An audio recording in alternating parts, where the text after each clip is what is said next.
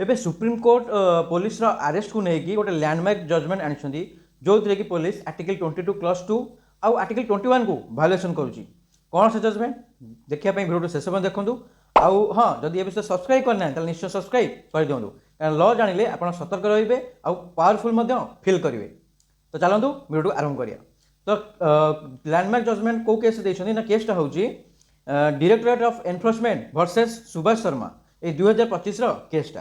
तो honourable supreme court analysis करके गोटे आमर जजमेंट देते if the accused is not produced before the nearest magistrate within 24 hours, then the arrest is rendered illegal as a result of violation of Article 22 + 2 and right to liberty under Article 21 of the Constitution of India. How कौन कहते ना it is the duty of every court to uphold the fundamental rights guaranteed under the Constitution. जदि police 24 घंटा भितर कौन सी magistrate पाखे आपियर करूनी accused को ताले मानि नवा जे से अरेस्ट जो करा